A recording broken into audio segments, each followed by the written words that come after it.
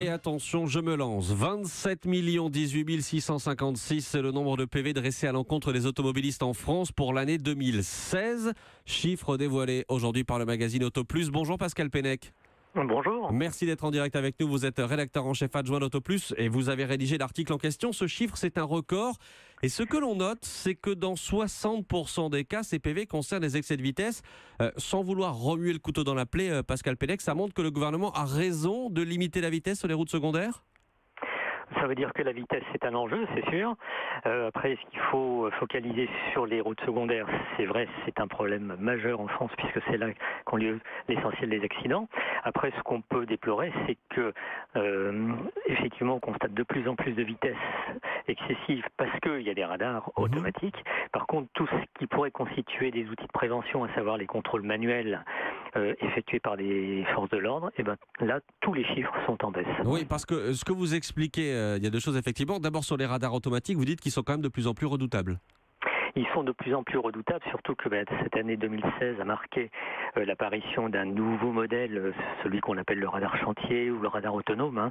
Et alors lui, ça dépasse absolument tout ce qu'on n'avait jamais vu jusqu'à maintenant, à savoir qu'il n'y en avait que 203 en service, et ces 203 ont quand même totalisé 3,5 millions de flashs.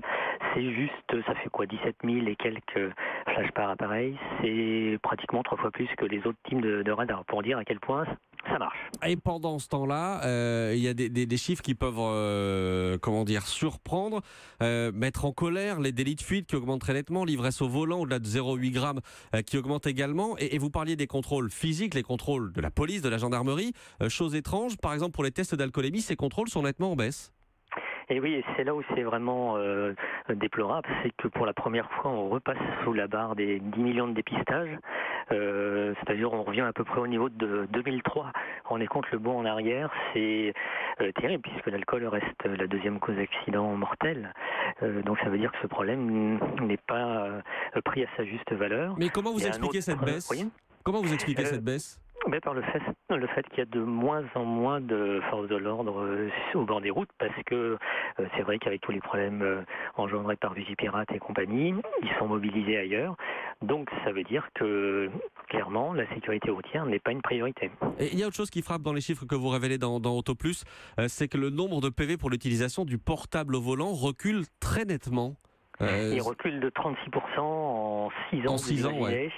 Donc ça veut dire que c'est un phénomène qui est en pleine expansion parce que au téléphone s'est greffé tous les soucis de gens qui maintenant pianotent en roulant. Vous imaginez, ils tapent un texto ou consultent leur mail tout en roulant, ce qui est évidemment une aberration absolue. Et pourtant de moins en moins de PV. Ce phénomène s'est complètement généralisé et pourtant il y a de moins en moins de personnes verbalisées. Donc là, ça veut dire qu'il y a clairement un problème de fond. Et là aussi, c'est parce que pour ces verbalisations-là, il faut un agent au bord de la route.